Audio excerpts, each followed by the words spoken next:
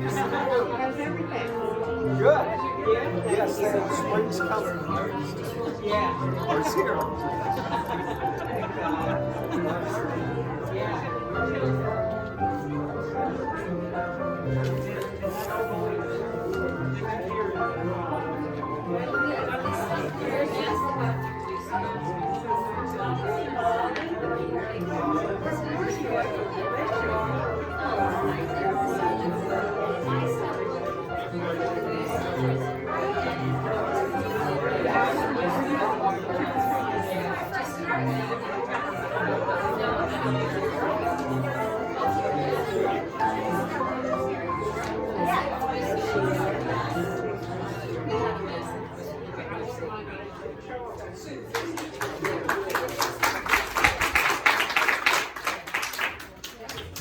Thank you, Sue. Good morning. And welcome to the Unitarian Universalist Congregation of the Swannanoa Valley. My name is Evan Yannick, and I'm a member of the Board of Trustees. For those of you who may be new to Unitarian Universalism, ours is a non-judgmental religious home that will accept and support you wherever you may be in life's journey. Unitarian Universalism is composed of diverse communities operating without a common belief about God, the universe, and death. Instead of a creed, we share a spirit of ambition and radical inclusivity, individual agency, and social justice. This is a safe space to stand out, stand up, and change your mind, particularly during life's transitions. We embrace personal discovery and growth through learning, engagement, and service. Our only doctrine is love. You can take a look at our mission statement, which we print on the front of our order of service, and the principles that guide us printed on the inside of the order of service. We make it a tradition here to welcome guests and folks who have not been here for quite a while to stand up and introduce yourself, tell us where you're from. If you're willing, on this side, let's start over here. Do we have any guests? I'm Erica Casey. I'm Sarah Casey's mom, who sometimes has been here. And I live in Southwest Harbor. Welcome. Any other guests over here? No? How about on this side? I'm Linda Tracy, and it's just been a pandemic pause. Well, welcome back. I'm Chris Law. I've lived down in Black Mountain for about 5 years now. I live just around the corner on 6th Street. Excuse me. And I've been going, I'm a fairly regular attendee at St. James Episcopal Church. I've got a good friend who goes here also, thought I'd just try it and see what's going on. Great. I'm Georgia Cheek, and I live here in Black Mountain. Welcome. I'm Liva's sister too. My claim to fame. Welcome. We welcome everyone. If you are interested in receiving our newsletter or staying in touch with us, there's a little white card you may find in the back of the pew or in the foyer you can fill out and receive our weekly and monthly publications. I want to also now read our land acknowledgement statement. UUCSB acknowledges with respect that the land we are on today is the ancestral home of the Cherokee and of other indigenous people. The Cherokee, through stewardship, understanding, and conservation, survived and thrive in this land. We acknowledge their enduring connection to their homeland. Lastly, I want to give an update on our annual canvas drive. We are about a little less than a month into it, and we're closing in on 85% of our goal. So that's fantastic.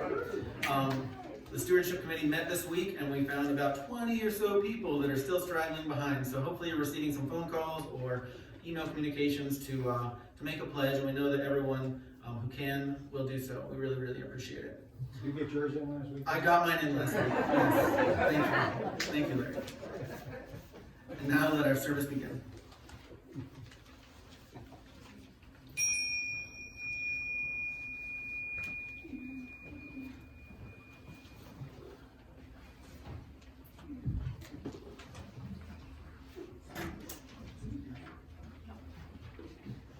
Good morning. I just wanted to mention today that we have a guest speaker and I'm part of the Sunday Service Associates So we're sponsoring Charles Freeland today. And I asked Barbara Rogers and Molly Keeney to help light the chalice and doing the opening words because, like me, they are both students of Charles at some point or another in their life. And I think there may be others in this congregation. I know for sure that there's one person who is in Florida all winter, comes here in the summer and does pottery at the studio there too. So, oh yes, and Fred. Fred is a visitor who I suspect came just to see Charles because he's also a student of Charles. Okay, Barbara, why don't you go ahead and read the opening words?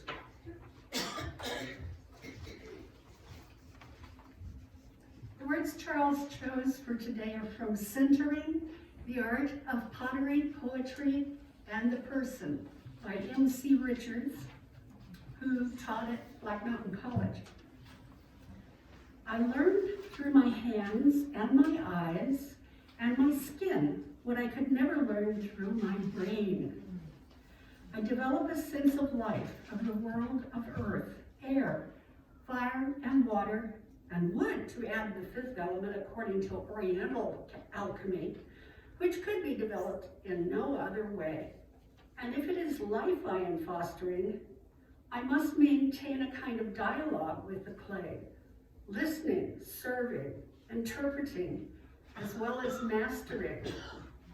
The union of our wills, like marriage, it is a beautiful act, the act of centering and turning a pot on the potter's wheel.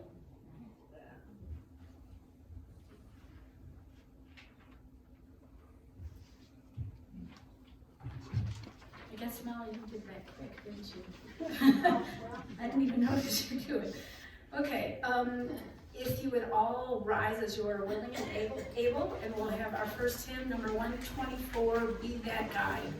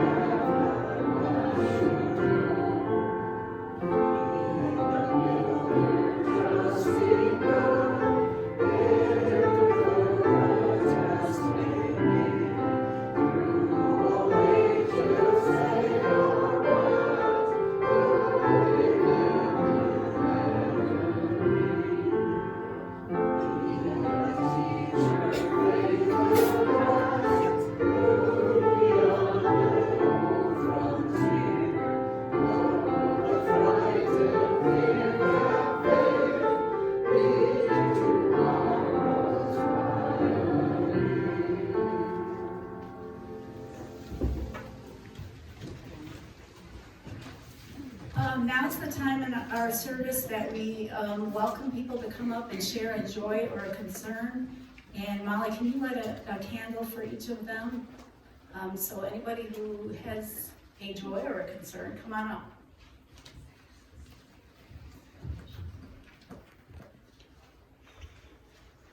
Good morning, I'm Mary Swayanova, and my joy is we have coffee.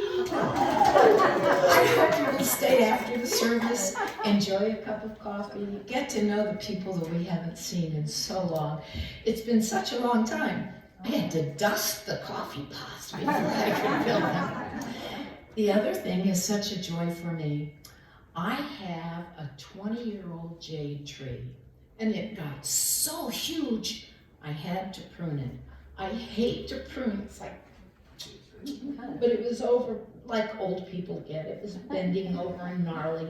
So, out on the table in the foyer are those little shoots that I got from my tree. Please take one home. What am I going to do with 25 jade trees? Thank you. Thank you.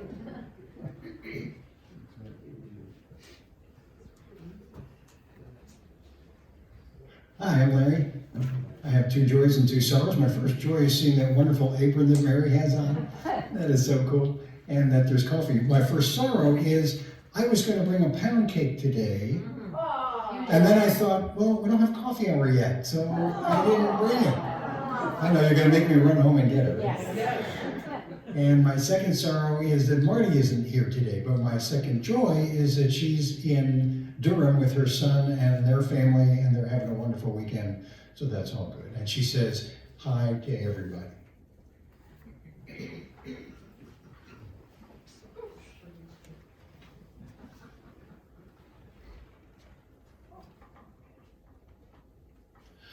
Hi, I'm Dave Wells, and monthly potlucks are starting up again.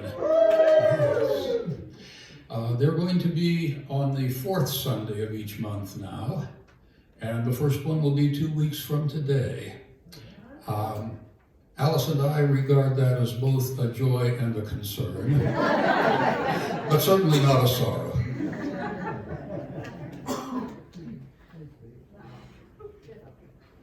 My name is Ann Solman, and I ordered for myself a keto for diet 1 month prior to try it out. My doctor says no. So untouched, 1 bottle for the month. I'm going to leave it outside there. What is it? Yeah, what is it? Keto. Keto Keto diet. Something for the keto diet. Get your body into ketosis.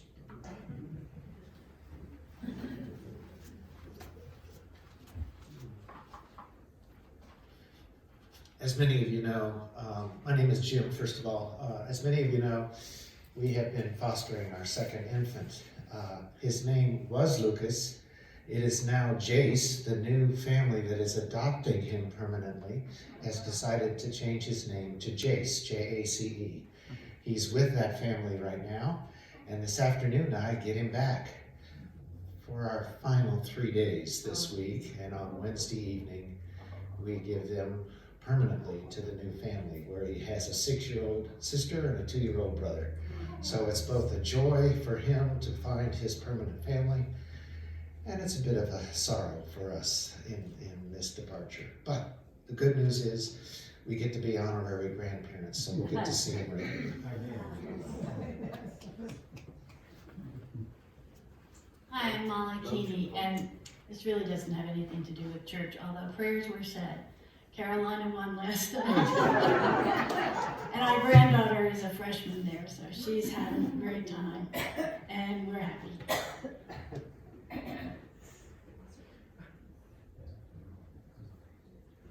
Hi, I'm back. I haven't been here for like a year. I'm Barbara Rogers, and my sorrow today is about all the conflicts that are going on in the world, and I won't even name all the places, as well as more people are being killed by gun violence. So my heart is sore for that.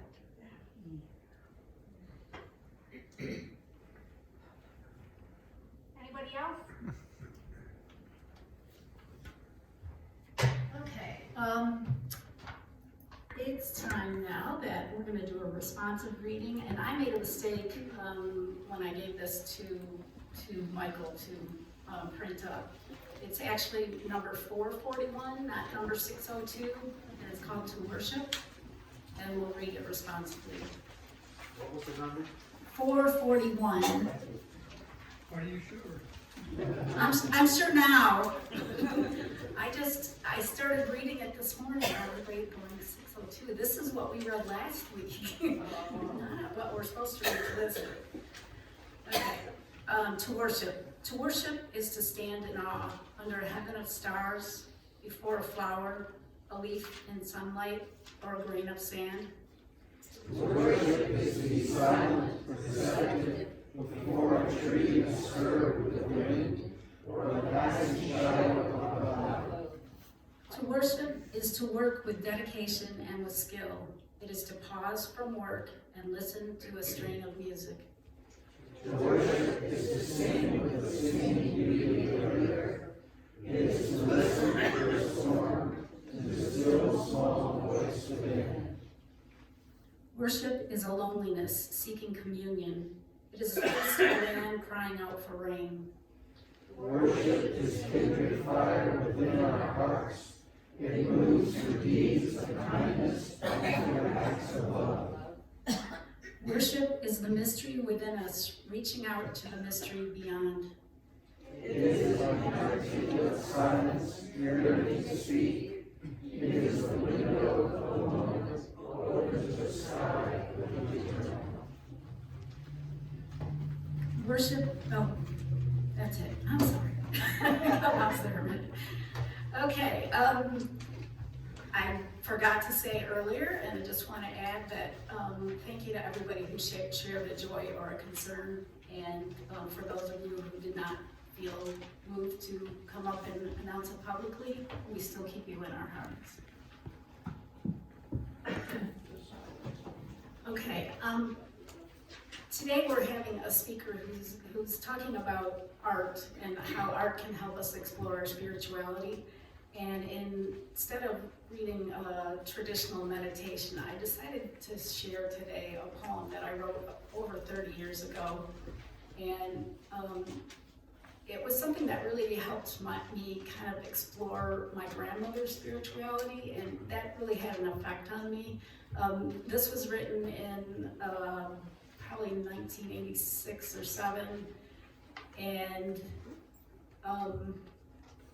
it's just a way that I really explored my own spirituality, and I've kept that memory alive. My grandmother's been dead for years, but I really kept that memory alive by writing this poem, and I dug it out, and I thought, this is a really good way to capture your own spirituality, is to discover different art forms. And I haven't written poems for a long time, but I do now explore that through clay, and Charles is going to talk about that too. But first, please center yourself. As Barb talked about earlier, centering yourself, and you may keep your eyes open or closed, whichever you prefer. And I'll read you this poem. It's called The Day Before Easter, 1985. First, Grandma tells me the secret of how to make the best dye. So I add a little more vinegar to the water in each cup. And as acrid fumes wrinkle my nose, I drop in 2 extra colored tablets. Together, we stir the gray cups, standing like a row of tombstones, while inside, the tablets fizz and the liquid roils as if alive, slowly transforming into brilliant colors. By the time the dye is ready and we bring out the eggs, our conversation has turned as well. Grandma spoons a pure white egg into the green and tells me how 7 years ago she found my grandfather lying on the bathroom floor, cold as the porcelain tile. I listen and watch her spoon dipping as the egg turns green. The men in the ambulance shocked his chest all the way to the hospital for my sake, she says. But even then, I knew. I dunk an egg myself, bringing it out for air every few minutes. Slowly, the white disappears by shades into pink, then red as I stir. For a long time, it was hard to use that bathroom, Grandma adds matter-of-factly. But then she pauses, spoons out her egg, now bright green, and inspects it. She dabs the wet dye with a paper towel and inspects it again. Satisfied, she places it in the empty egg carton to dry, and the egg stands alone, a reassuring beacon. And now, as our minds are one, I leave you with the eloquence of silence.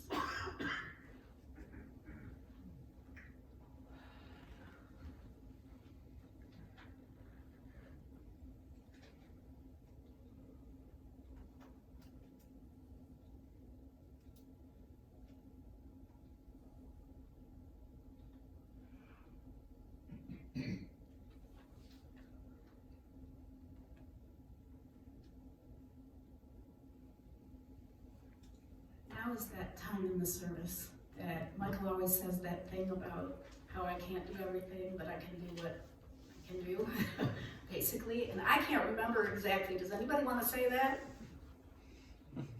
Nobody can do everything, but everybody can do something. Okay, and there's more to it than that, but that's the gist. Yes. Okay, so now we'll have our offertory.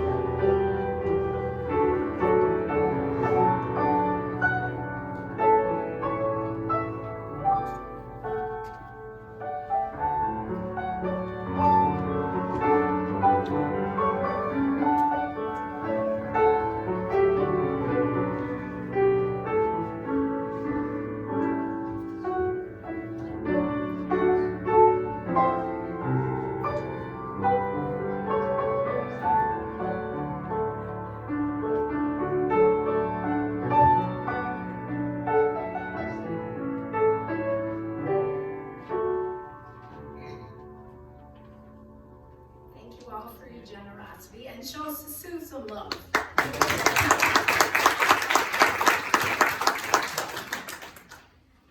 In a 2015 New York Times article titled "Why Making Art is the New Meditation," Maya Gambus states, quote, "Many of us have heard about the benefits of meditation, but we sometimes find it hard to do. Fewer of us know about the profound benefits of artistic expression. Creating art is another way to access a meditative state of mind and the profound healing it brings." Today's speaker has a unique perspective on both cultivating a meditative state of mind and on creating art. He's the son of a Presbyterian minister and holds a BA in philosophy and does a lot of pontificating in class at times about his philosophy. He also holds a Master of Fine Arts degree in ceramics and has taught art at the university level. For the past 11 years, he has served as the clay studio manager and an instructor at the Black Mountain Center for the Arts, which if you have not visited yet, I highly recommend. There he has acted as a teacher, mentor, and friend to myself and several other people in this congregation. Please welcome Charles Freeland.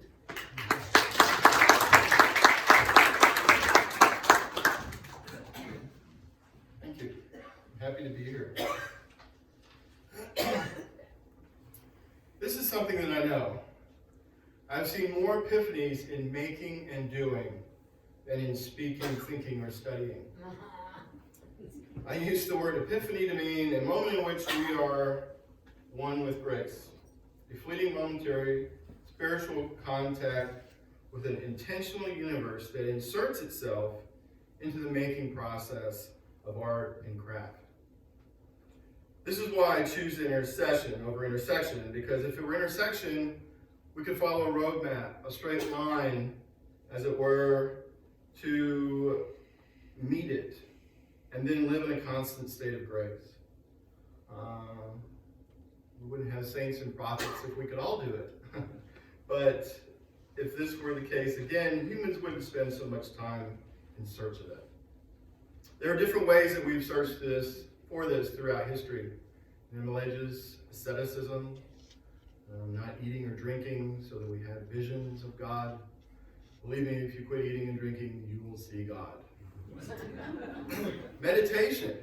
Meditation gets us there pretty quick because it puts our brain in the right frame of mind. Yet Ezekiel says that God alone is the source of spiritual eyes, ears, and undivided hearts. Academia, scholarly study. Having a BA in philosophy, a red shirt and khakis will get you a really good job at Target. And it brought me no closer to God or the divine. Altruism is a good way to go. Being in service of others. Service to man. Service to God, like a call to the pulpit that many ministers express. And then, of course, as mentioned, art as another way of seeking the divine. Now, I don't have any illusions that people coming to the studio are seeking to find God there or to reach a state of spiritual ecstasy in the process of making things. But I have seen clay be a conduit between humans and the divine. This is what I know. All of our physical self is found in the elements and minerals of the earth, and even some extraterrestrial ones. The clay we work is millions of years old in the making, already formed by geological processes long before first dinosaurs put prints upon it. Clay has properties that lend themselves to revelatory possibilities about ourselves and about the world. Clay is one of the most immediate and responsive of mediums that humans use in the process of making art, craft, and culture. Clay has a long history and prehistory of use by humans. It is the third oldest form of art behind basketry and body adornment. And body adornment was done with colored clay. Colored beads.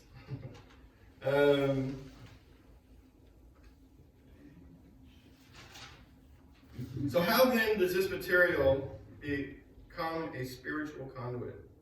Here's my proof. I had a chance happening upon this place, Montreat, Black Mountain, when my daughter went to summer camp. And coming back here after a lifetime, my father being a Presbyterian minister came to midwinter lectures at Montreat. I was a baby, so I had no recollection of those. But I have been here before.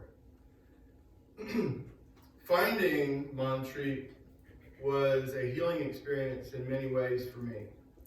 And the sermon about spirituality in place is like a whole other sermon. But they have a pottery in Montreat. And I found it and very quickly became a part of it.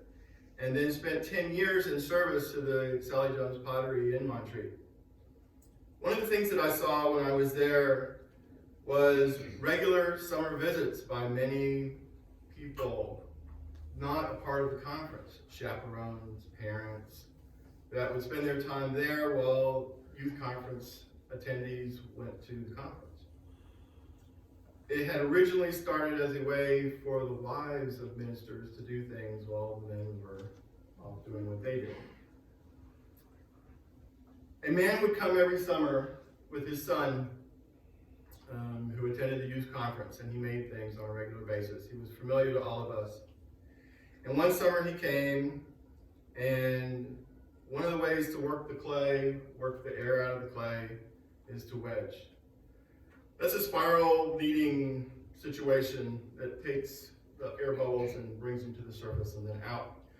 Another way to do that is to take the chunk of clay and slam it down as hard as you can on the table, changing its direction, forcing the air pockets out in a very strenuous way. He started doing this and slammed harder and harder and harder, then fell to his knees, completely broken down and sobbing. His son had died that year, and he hadn't had an opportunity to grieve. The clay made that possible for him. I have a friend, a long-time Montreat goer. They have a house there, a generational house. And he was a very successful hospital administrator and had a very happy family, 2 sons, a loving wife, and he began to slowly become blind. He had to leave his job at a certain point, and what to do, how to support the family, how to pay for college for 2 boys. They preyed upon that problem. He came to the pottery studio and said he wanted to be a full-time potter. I have taught people without fingers, without hands, without arms, but never without eyes. We worked that out. He still had some sight, and he was giving himself terrible headaches, looking, still trying to see what he was doing. We closed our eyes, we worked together with our hands, and there is a moment in the doing where things work themselves out, and you know that the teaching part is over. He supports himself, his family, put 2 boys through college, and continues to be a successful potter. This happens so frequently in Montreat.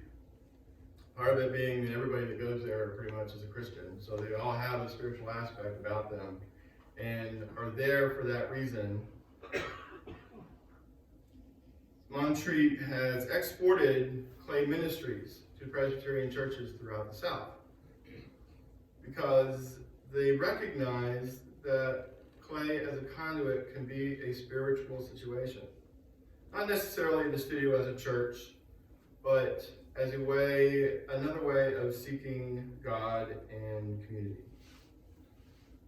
I have a roommate that was very close to his mother, and she had a long battle with cancer. Very long battle. She finally died, and her only wish upon me was to be happy, enjoy my life. And her son suggested that I make an urn for her. And then, not long after that, another urn for a close friend of hers. So I'm charged with 2 urns, one for her and one for a friend. And I struggled with a hierarchy, one bigger, one smaller. Being a potter for 30 years, I have a standard urn shape, like I have a pitcher, plate, bowl shape. But I didn't feel it was important enough. I had to do something very special and creative. One of the things that I do to seek my best work is to make problems for myself most of the time that are insurmountable. But in this task, I used a clay that I had never used before. I made a form that I had never made before. I used a glaze that I had never made before. And I used gold luster, which I had never used before either. In a single attempt, I made something that I was very proud of, and that my roommate loved, and that their friend cherished. I believe creativity is that spark of the Creator imbued in us all. We all have that ability to do something creative and find ourselves in a state of spirituality, whether it's knitting or painting or drawing, making food, making coffee. I know I have seen the hand of God in my own work as an artist and especially as a teacher. Not because I have an undivided heart, but because a focused heart in the service of others, selfless and well-meaning, will sometimes suffice. Thank you.